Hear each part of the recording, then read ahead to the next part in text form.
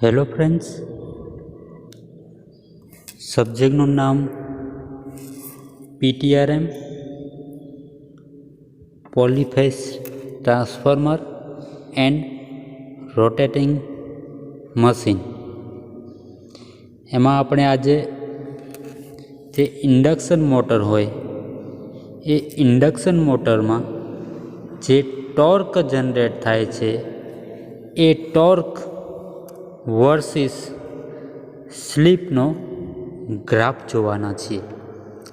તો એક્ઝામમાં તમને એવું પૂછે કે ઇન્ડક્શન મોટરની ટોર્ક સ્લીપ કેરેક્ટરિસ્ટિક એટલે કે લાક્ષણિકતા સમજાવો, બરાબર.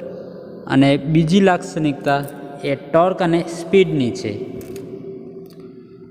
તો આજે ટોર્ક અને સ્લીપ અને ટોર્ક અને સ્પીડ એ બે લાક્ષણિકતા વિશે આજે આપણે અભ્યાસ કરવાના છીએ, બરાબર. એટલે એનો મતલબ શું થાય?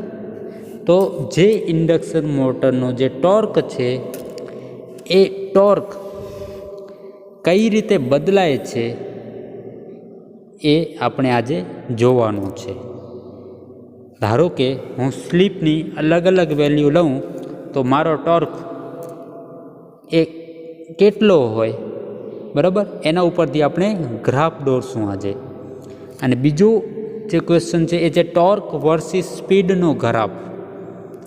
તો મારી સ્પીડ હું ચેન્જીસ કરું તો મારો ટોર્ક એ કેવું વર્તન દર્શાવે છે એનું આપણે આજે અભ્યાસ કરવાના છીએ. તો મિત્રો, ફર્સ્ટ આપણે જે ટોર્ક અને સ્લીપ છે, ટોર્ક અને સ્લીપ છે એનો ગ્રાફ જોશું અને પછી ટોર્ક અને સ્પીડનો ગ્રાફ જોશું, રાઈટ. મિત્રો, બધાને ખ્યાલ જ હશે કે ગ્રાફ કોને કહેવાય અથવા તો લાક્ષણિકતા કોને કહેવાય. તો જે ટોર્કની વેલ્યુ છે એ ટોર્કની વેલ્યુ બદલાશે. કોના દ્વારા બદલાશે? સ્લીપ દ્વારા. તો કેવી રીતે બદલાય છે એ એટલે ગ્રાફ અથવા તો લાક્ષણિકતા અથવા તો કેરેક્ટરિસ્ટિક.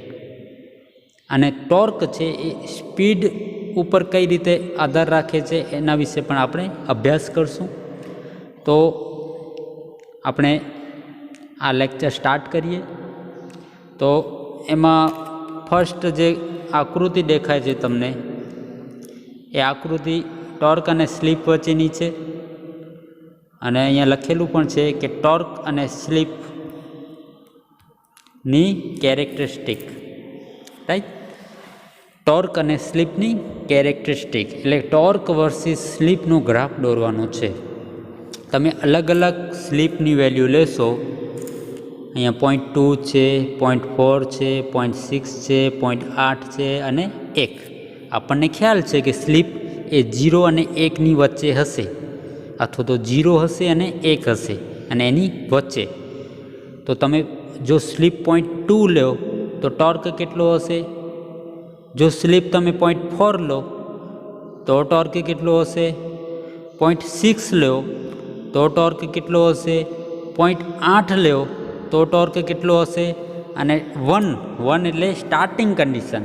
આપણને ખબર છે કે સ્લીપ 1 થાય એટલે સ્ટાર્ટિંગ કન્ડિશન કહેવાય, કે જ્યારે તમારી મોટર બંધ હોય એટલે કે ચાલુ થવાની શરૂઆતમાં હોય એને કહેવાય સ્ટાર્ટિંગ કન્ડિશન.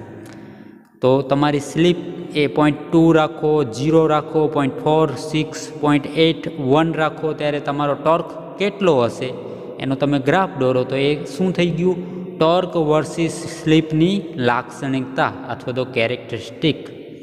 પછી અહીંયા મિત્રો R લખેલ છે, 4R લખેલ છે, 6R લખેલ છે. એ શું છે? તો મિત્રો, R એટલે કે કોઈ એક વેલ્યુ લઈ લો, R, બરાબર. આ R શું છે? તો એ રોટરનો રજિસ્ટર છે. તમે જે ઇન્ડક્શન મોટર વાપરો છો એ ઇન્ડક્શન મોટરમાં જે રોટર હશે એનો રજિસ્ટર કેટલો? R ધારી લીધો. તો જે આ પહેલી લાક્ષણિકતા દેખાય છે એ છે R માટે, કે જેનો રોટરનો રજિસ્ટર R હોય એના માટે આવી લાક્ષણિકતા, બરાબર. હવે જેનો રોટરનો રજિસ્ટર એ 4R હોય, 4R એટલે કે જે R છે રજિસ્ટર, Rની જગ્યાએ આપણે 1 લઈ લઈએ તો 4R કેટલા થાય? 4. એટલે કે પહેલાં જે રજિસ્ટર લીધો હતો એના કરતાં 4 ગણું લઈએ આપણે તો લાક્ષણિકતા કેવી મળે? આવી મળે. અને 6R લ્યો તો 6Rમાં આવી લાક્ષણિકતા મળે, બરાબર. તો અહીંયા તમે જોઈ શકો છો કે રોટરનો રજિસ્ટર બદલીએ એમ તમારી લાક્ષણિકતા બદલાય છે, પરંતુ જે મેક્સિમમ ટોર્ક છે એ મેક્સિમમ ટોર્કની કિંમત સરખી રહેશે. જુઓ, આ જુઓ, મેક્સિમમ ટોર્ક ધારો કે 5 લઈ લઈએ તો 5 જ મળશે, બરાબર. તમે રોટરનો રજિસ્ટર 4 રાખો કે 8 રાખો કે 12 રાખો કે 16 ગણો કરો કે 20 ગણો કરો કે 40 ગણો કરો, મેક્સિમમ ટોર્ક છે એ કોઈ દિવસ રોટરના રજિસ્ટર ઉપર આધાર રાખતો નથી. રોટરનો રજિસ્ટર તમે બદલો તો પણ તમારો મેક્સિમમ ટોર્ક કેવો રહે છે? અચળ રહે છે. કેટલો હશે? આટલો હશે, બરાબર. પરંતુ જે સ્ટાર્ટિંગ ટોર્ક છે, સ્ટાર્ટિંગ ટોર્કમાં ફેરફાર થાય છે. તમે જોઈ શકો છો આ સ્ટાર્ટિંગ ટોર્ક છે એમાં ફેરફાર થાય છે. જો R હશે તો સ્ટાર્ટિંગ ટોર્ક આટલો જ હશે, બરાબર. પછી તમે 4R કરો તો સ્ટાર્ટિંગ ટોર્ક કેટલો થાય છે? જુઓ, આટલો. આ જે લીટી પૂરી થાય ને ત્યાંથી ગણવાનું. પછી 6R માટે તો આટલો, રાઈટ. તો તમે જોઈ શકો છો કે રોટરનો રજિસ્ટર બદલાવાથી મેક્સિમમ ટોર્ક બદલાતો નથી, પરંતુ સ્ટાર્ટિંગ ટોર્ક બદલાય છે અને એ બદલાવો કેવો છે? વધારો થાય છે. તમે રોટરનો રજિસ્ટર વધારો તો સ્ટાર્ટિંગ ટોર્કમાં વધારો થાય છે, રાઈટ. તો આ વસ્તુ તમે ગ્રાફ ઉપરથી જોઈ શકો છો. પછી ગ્રાફમાં બીજું શું જોવાનું છે? તો તમે આગળના લેક્ચરમાં શીખી ગયા કે સ્ટાર્ટિંગ કન્ડિશન વખતે જો તમારો R2 બરાબર X2 હોય, એટલે કે રોટરનો રજિસ્ટર એ રોટરના રિએક્ટન્સ જેટલો હોય તો સ્ટાર્ટિંગ ટોર્ક તમારો મેક્સિમમ મળે. તો અહીંયા આપેલું છે, જુઓ, આ મેક્સિમમ મળ્યો તમને, આ મેક્સિમમ મળ્યો, રાઈટ. તો અહીંયા તમને 4 કલરની લાઈન દેખાય છે. એમાં જે ઓરેન્જ કલરની લાઈન છે એ સ્ટાર્ટિંગ ટોર્ક વધારે છે બધા કરતાં. પછી ગ્રીન લાઈન આવે છે, પછી પર્પલ કલરની અને પછી રેડ કલરની, બરાબર. તો આવી રીતે તમે જે રોટરનો રજિસ્ટર છે એમાં બદલાવશો તો એમાં તમારો સ્ટાર્ટિંગ ટોર્ક બદલાશે, બરાબર. અને તમને એ પણ વસ્તુ ખ્યાલ છે કે ઇન્ડક્શન મોટરના 2 ટાઈપ છે. એક છે સ્ક્વિરલ કેજ ઇન્ડક્શન મોટર અને બીજું છે ફેઝ વાઉન્ડ ઇન્ડક્શન મોટર. હવે તમે ફેઝ વાઉન્ડ ઇન્ડક્શન મોટર છે અથવા તો સ્લિપ રિંગ ઇન્ડક્શન મોટર છે એમાં તમે એડિશનલ રજિસ્ટર જોડી શકો છો. અને મેં તે વખતે પણ કીધું હતું કે એડિશનલ રજિસ્ટર જોડો તો સ્ટાર્ટિંગ ટોર્કમાં વધારો થાય.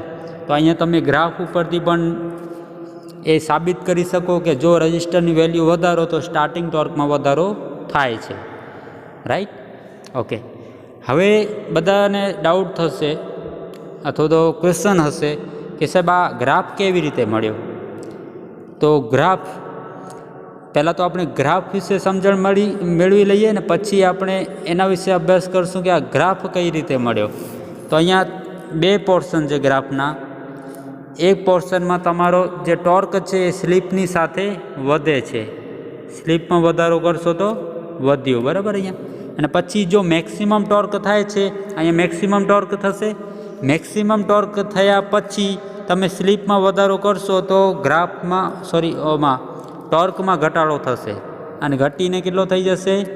મિનિમમ પોઈન્ટ ઉપર આવી જશે, 0 નહીં થાય, બરાબર. સ્ટાર્ટિંગ ટોર્ક 0 ન હોય, મોટરનો સ્ટાર્ટિંગ ટોર્ક 0 ન હોય, બરાબર. તો અહીંયા તમે 2 કલરના લાઈન જોઈ શકો છો. એમાં જે પર્પલ કલરનું છે એમાં તમારો ટોર્ક એ સ્લીપ સાથે વધે છે અને જે રેડ કલરનું જે છે એમાં તમારો ટોર્ક એ સ્લીપ સાથે ઘટે છે, એટલે કે તમે સ્લીપની કિંમત વધારો તો ટોર્ક ઘટે છે, બરાબર. ઓકે, તો આ તમને ખ્યાલ આવી ગયો હશે, બરાબર. આપણે ખાલી આર માટે જોઈએ, 4R માટે પણ એવું જ છે. 4R માટે પણ તમારો જે ટોર્ક છે એ વધશે, વધીને મેક્સિમમ થશે, મેક્સિમમ થયા પછી શું થશે, ઘટશે, આવી રીતે, રાઈટ. 6R માટે પણ આવું જ છે કે તમારો ટોર્ક વધશે, વધીને મેક્સિમમ થશે અને પછી ઘટી જશે, બરાબર. તો ગ્રાફ ઉપરથી અંદાજો આવે છે કે તમે શરૂઆતમાં સ્લીપ 0 રાખો ત્યારે તમારો ટોર્ક 0 આવશે. અહીંયા જુઓ, અહીંયા 0 આવશે, ટોર્ક 0 આવશે. પછી સ્લીપની કિંમત વધારો તો ટોર્કમાં વધારો થશે, બરાબર. પછી પાછો સ્લીપની કિંમત વધારો, ટોર્કમાં વધારો થશે. એવી રીતે તમે સ્લીપની કિંમત વધારતા જાઓ, ટોર્ક પછી શું થશે, વધીને મેક્સિમમ થશે. મેક્સિમમ થઈ ગયો પછી તમે સ્લીપની કિંમત વધારશો તો પછી ટોર્ક તમારો ઘટશે, બરાબર. તો આ રીતે ગ્રાફ તમારો જોવા મળે છે. હવે આપણને સાબિત શું કરવાનું છે કે આવી રીતે થાય છે, સૂત્રની મદદથી આપણે જોઈ શકીએ કે આવી રીતે થાય છે. તો એના માટે આપણે શું કરશું, આ સૂત્ર યાદ રાખશું. સૂત્ર છે T=K∅S E2R2 ભાગાકારમાં R2 વર્ગ વત્તા SX2 આખાનો વર્ગ. આ સૂત્ર આપણે લાસ્ટ લેક્ચરમાં જોઈ ગયા છીએ. જો તમને યાદ ન હોય તો યાદ રાખી લેજો, કેમ કે આ એક્ઝામ રિલેટેડ ઘણું બધું ઇમ્પોર્ટન્ટ સૂત્ર છે, બરાબર. ઇન્ડક્શન મોટરના ટોર્કનો સૂત્ર, બરાબર. હવે આપણે સાબિત કરીએ કે આવું થાય છે. તો અહીંયા જુઓ, આ થિયરી જુઓ, અથવા તો આ થિયરી ન જોવી હોય તો આપણે અહીંયા સમજાવી નાખીએ કે આવું કેમ થાય છે. તો આ સૂત્ર છે. હવે તમે અહીંયા જોઈ શકો છો, અહીંયા મેક્સિમમ થાય છે, બરાબર, આ લાઈન ઉપર. તેની ડાબી સાઈડ તમે જુઓ, સ્લીપની વેલ્યુ કેટલી છે, 0 થી કરીને 0.2. એટલે સ્લીપની વેલ્યુ કેવી છે, નહીવત છે. 0.2 કાંઈ ન કહેવાય. હવે તમે 0.2 એટલે સ્લીપની વેલ્યુ કેવી છે, નહીવત. હવે આ સૂત્રને તમે ધ્યાનથી જુઓ, અહીંયા SX2 લખેલું છે. હવે સ્લીપની વેલ્યુ નહીવત છે એટલે તમે શું કહી શકો કે R2 એ SX2 કરતાં વધારે હશે, બરાબર. SX2ની કિંમત કેમ ઓછી છે, કેમ કે સ્લીપની કિંમત ઓછી છે. એના લીધે શું થશે, SX2ની કિંમત ઓછી થશે અને તમારું જે રજિસ્ટરની વેલ્યુ હશે, R2ની વેલ્યુ એ ઘણી બધી વધારે હશે. કોના કરતાં, તો R2 is very greater than SX2, બરાબર. કે તમારો જે SX2 કોમ્પોનન્ટ બનશે એની જે વેલ્યુ થશે એની વેલ્યુ કરતાં તમારા R2ની વેલ્યુ ઘણી બધી વધારે હશે. તો તમે આને અવગણી શકો. આને તમે અવગણશો તો તમારું સૂત્ર આવું આવશે, T=K∅S E2R2 ભાગાકારમાં R2². થઈ ગયું. ખાલી એટલું ધ્યાનમાં રાખવાનું છે કે એસની વેલ્યુ તમારી ઓછી છે. એના લીધે તમે શું કરો કે SX2ને અવગણી શકો. આવું કરશો તો આવું સૂત્ર મળશે અને પછી તમે શું કરશો, પછી આવું સૂત્ર મળશે. તો આ સૂત્ર ઉપરથી તમે શું નક્કી કરી શકો કે ટોર્ક, અહીંયા ટોર્ક છે, કોની વર્સિસ ગ્રાફ છે, સ્લીપની વર્સિસ ગ્રાફ છે. તો ટોર્ક ચાલે છે S. અહીંયા જુઓ, બંને કેવા છે, અંશમાં છે, એટલે ટોર્ક ચાલે છે S. જ્યારે આવો સૂત્ર આવે કે ટોર્ક ચાલે છે S, તો ત્યારે તમારો ગ્રાફ કેવો મળશે, આવી રીતે સુરેખ મળશે. કેવો મળશે, સુરેખ. તો અહીંયા દેખાય છે સુરેખ, જુઓ આ સુરેખ જેવો છે. મેક્સિમમ નહીં થાય ત્યાં સુધી સુરેખ. અહીંયા પણ સુરેખ, અહીંયા પણ સુરેખ, બરાબર. તો શરૂઆતમાં શું કહેવાનું કે તમારી સ્લીપની વેલ્યુ ઓછી હોવાથી તમે શું કરશો, SX2 વાળો પદ છે એને અવગણશો. એના લીધે તમારો ટોર્ક છે એ ડાયરેક્ટલી પ્રોપોર્શનલ, એટલે કે ટોર્ક ચાલે છે સ્લીપ એવું આવશે. અને આવો ગ્રાફ હંમેશા સુરેખ હશે. બરાબર. પછી મેક્સિમમ ટોર્ક થઈ ગયો અહીંયા પોઈન્ટ ઉપર. હવે તમે જુઓ, હવે આપણે જમણી બાજુ વિચારવાનું. તો જમણી બાજુ જુઓ, તમારો સ્લીપ વધે છે, વધીને કેટલું થઈ જશે 1. હવે તમારી સ્લીપ શું થશે, વધશે. બરાબર. 0.2 કરતાં વધશે ત્યારે શું થશે ખબર છે કે SX2 પદ છે R2 કરતાં વધી જશે. હવે ઊંધો વિચારવાનું કે તમારો જે SX2 પદ છે એ R2 કરતાં વધી જશે. હવે તમે શું કરશો, આ સૂત્રમાં R2 ને અવગણશો એટલે જવાબ શું આવશે, T બરાબર K5SE2R2 ભાગાકારમાં SX2 નો વર્ગ. આવું સૂત્ર આવશે. શું કામ, કેમ કે એસની કિંમત વધી ગઈ. હવે શું થશે, આપણે શું કરીએ છીએ, ટોર્ક ચલે છે, ઉપર એસ છે 1 અને નીચે શું છે, એસનો વર્ગ. જુઓ તમે, એસનો વર્ગ થશે તો પછી એક એસ ઉડી જશે એટલે શું આવશે, ટોર્ક ચલે છે 1/s. 1/s આવ્યો એટલે ટોર્ક ચલે છે 1/s. એટલે હવે શું થશે કે તમે સ્લીપની કિંમત વધારશો તો ટોર્ક શું થશે, ઘટશે, કેમ કે વ્યસ્ત પ્રમાણ છે. તો અહીંયા દેખાય છે તમને, સ્લીપ વધે છે ટોર્ક ઘટે છે, સ્લીપ વધે છે ટોર્ક ઘટે છે, સ્લીપ વધે છે ટોર્ક ઘટે છે. તો મિત્રો આ લાક્ષણિકતા જે ટોર્ક વર્સિસ સ્લીપની લાક્ષણિકતા છે, તમારે એમાં એટલું યાદ રાખવાનું છે કે સૂત્ર યાદ રાખવાનું પહેલો. પછી એમાં શું કરવાનું કે શરૂઆતમાં તમારી સ્લીપ ઓછી હશે એટલે શું તમે કરશો કે R2ની કમ્પેરિઝનમાં SX2 નાના હશે, એના લીધે SX2 ને અવગણી નાખવાના. એના લીધે શું થશે કે ટોર્ક એ ડાયરેક્ટલી પ્રોપોર્શનલ, એટલે કે ટોર્ક ચાલે છે સ્લીપ આવશે. એના લીધે તમારું શું થશે, સ્લીપ વધશે એમ ટોર્ક વધશે. પછી ટોર્ક તમારો મેક્સિમમ થશે. મેક્સિમમ થયા પછી શું થશે કે SX2ની કિંમત R2 કરતાં વધી જશે. એના લીધે શું થશે કે ટોર્ક એ સ્લીપના વ્યસ્ત પ્રમાણમાં આવશે. એના લીધે શું થશે કે તમે સ્લીપમાં વધારો કરશો તો ટોર્કમાં ઘટાડો થશે. અને લાસ્ટમાં તમારી સ્લીપ 1 પહોંચશે ત્યારે ટોર્ક તમારો સ્ટાર્ટિંગ ટોર્ક કહેવાશે. બરાબર.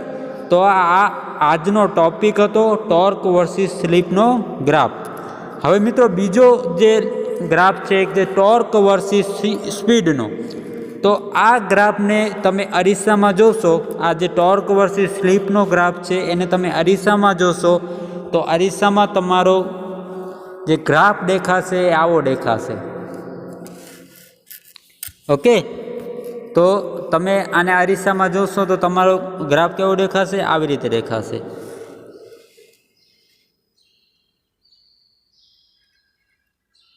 ઓકે,